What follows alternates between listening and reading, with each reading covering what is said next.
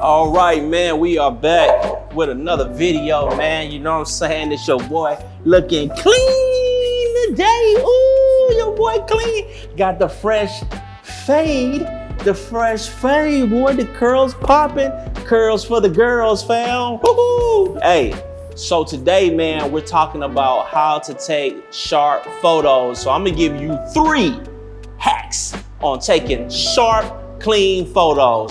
Let's get it poppin'.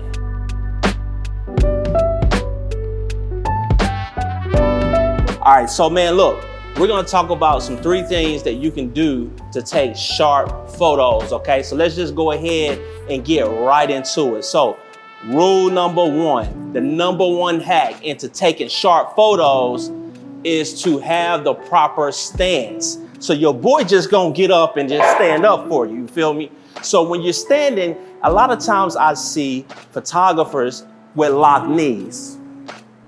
They got the locked knees, fam, the locked knees, okay? So when you stand like this, you're not really balanced, okay? When you're taking photos, I see people like this, and they're rocking. And when you're rocking and moving back and forth, you're causing camera shake, and you could be also messing up your aperture. So the one thing you want to do is you want to have the proper stance. So your boy used to take that martial arts, you feel me? That umbak. Hold on. Snake. Used to take that martial arts, and so what we had to do was we had to have the proper stance. So keep your feet shoulder width apart, right? Okay, and then take a step forward. We call this the conventional stance in boxing. So when you go into boxing, you in that conventional stance, right? Okay, you know how boxers stand like this? You know? So that's the kind of stance you want to be in when taking photos. And then you want to kind of slightly bend those knees, okay? You ain't got to do all of this. You ain't got to go into the crouching tiger, you feel me? Okay? But you can go into a nice comfortable stance. So that way you have proper balance. And then you can hold that camera, you know, where you need to hold it. So that's the number 1 thing, man. Have a proper stance, fam. So you can take photos. Do. A lot of times you see me out there, I'll be like this. Because I got the proper stance. So make sure you have the proper stance, okay? Let's go on to the next one. Whew. I gotta catch my breath for a second. Oh, snap. Number 2, number 2 is make sure you check your shutter speed, fam. Check your shutter speed, okay? Your shutter speed is what freezes motion or it can blur motion, okay? So if you have your shutter speed not fast enough, not set to a fast setting, like 1/200, 1/300, 1/400, 1/500, I'm just tired, guys. That first one took me out. It took me out. I'm tired. Man, and I got this thing button all the way up to the top. I need a break, fam. Whew. You want your shutter speed to be fast, okay? You don't want your shutter speed to be too slow when you're taking pictures. A lot of times I see people that have their shutter speed at 1/60 or 1/30. And what's happening is when you take that shutter, what your shutter is doing, it has a sensor in there. It's a shutter. And what it does is it says, every time you click the photo, it says, and so when you at 1/200, it takes a picture. It tries to freeze that motion, okay? But when you're at 1/60, it does this. It starts to slow down. And so what's happening is, as long as that shutter stays open and you're moving, you could be capturing a blurry photo. So what's the tip? Make sure you keep your shutter speed fast, bro. Fast, bro, fast, fam. A good rule of thumb is to keep it at around 1/200. Now, if you got some good skills and you got you can really take a steady photo with all those techniques and you can be really still, I say don't go lower. Don't go lower if you have to. Don't go lower than 1/125, okay? But you should be at least at 1/125 and up. I got ADHD to a certain extent. I'm hyper, I'm all over the place. I tend to keep my shutter speed at 1/200, okay, just to give me a little wiggle room. If you're shooting faster subjects that's moving around, you may want to increase your shutter speed up to 1/400, 1/500, and etc. So that's the second hack. So the third hack, number 3, the third hack in taking sharp photos is to have 3 points of contact. I'm gonna show you what that is. 3 points of contact, fam. So watch this. A lot of times, you may see people taking photos like this. Snap, snap, snap, snap, snap. Ooh, snap, snap, snap, snap, snap, snap. And so you may be taking photos with one hand, but you only have 1 point of contact with the camera. And so in order to take sharp photos, you want to make sure you have 3 points of contact to your camera, okay? So this is 1 point of contact. Now, if you're using 1 point of contact, or you see people using 1 point of contact, they could have an advanced camera, okay? And that camera could have built-in image stabilization and eye autofocusing. And so if they have those high-tech things built into their camera and into their lens, they're able to hold it with one hand while using autofocus and take pictures. Now, if you do not have a camera that has image stabilization built inside, you might want to use 3 points of contact. Whew.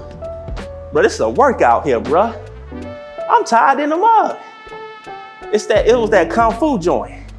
I'm thinking about it right now. That Kung Fu joint messed me up. Whew. All right, let's get back to it. So this is the first point of contact right here. So this is 1, okay? 2, the second point of contact is, I know that was loud, excuse me. I told you guys, I'm all over the place. This is 1 point of contact. Guess what the second point of contact is? This hand right here, bam, right there. You can put your hand here, that's fine. Some people like to have their hand here. Some people like to have their hand like this. Some people like to have their hand like that. I like to have my hand here, okay? To give me good balance here and kind of keep that camera steady. I feel like I got more control in balancing my camera when I cuff it like this. And then I have my hand right here, okay? Now, sometimes I don't like to do this because, you know, it's like I'm drinking tea and I don't want to have the pinky out, you feel me? I don't want to have the pinky out, you feel me, the pinky. 2 points of contact just like this, okay? And a lot of times, if I'm shooting eye autofocusing and I have the Canon R5, so I have built-in image stabilization with that eye autofocusing, I can hold it with 2 hands. I like to hold it with 2 hands and do like this. Bam, bam, boom, boom, bam. You feel me? Ta-da-ta-ta-ta, right there, okay? 2 points. You got your right hand, you got your left hand. So let's go on to the third point. This is what I feel like is the most important one out of, you know, everything.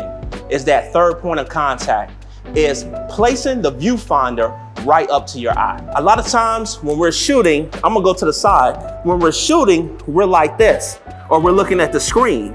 And I'm sitting down so it's real stable right now. But sometimes if I'm shooting and trying to get a shot, I'm still could be moving a little bit. And so I don't have the third point of contact on the camera. So what I need to do is I need to push it up right there into the eye. Right there into the eye, fam. Can y'all see that? It's right there into the eye. And I see some people that do this. And when I say some people, I have some mentees, I do photo walks, and sometimes these are some of the things that I see, and these are the questions that I get a lot, you know, in my mentorship program. So that's when I say these people, okay? All right, so look. I have some that's like this. This is not 3 points of contact, man, okay? Because you still could be moving a little bit. So when you put it right here and look through that viewfinder, I now have 3 points of contact. So I got 1, I got 2, and I got 3. You see that right there? 3 points of contact. I'm telling you right now, if you want to take sharp photos, if you feel like your photos are blurry, having the 3 points of contact will save your life, okay? Boom, chair pulled up. I just did that. and I'm still out of breath. Whew. I hope this helped you out a lot. Make sure that you have those 3 points of contact. A lot of times I see people on that live view mode and they don't have the camera that's capable of image stabilization nor eye autofocusing, but they may have like autofocusing built on their camera. And so what they'll do is they'll click the view on their screen to see the back of their screen. And what they'll do is they'll take pictures holding their camera like this, and they're still wondering why their shots are blurry. You can shoot like this, but a rule of thumb would be, if you're gonna hold it like this, make sure you have your shutter speed fast enough to be able to combat for just that little camera shake that you may have, okay? It's not gonna help much, but it will help a little bit. Just to recap, number 1 is to make sure you have the proper stance. Number 2 is to make sure that your shutter speed is fast enough, okay? And then number 3, make sure you have not 1, not 2, but 3 points of contact. Man, look fam, it's your boy, Marcus D. Porter, man. We out this piece, man. I hope this video helped you. Make sure you subscribe to your boy. Hit the thumbs up, hit the notification bell for your boy, fam. So when I come out with a new video, you'll be notified. It's your boy. Holla at your boy. I'm tired in the mud, dog. I'm out, man.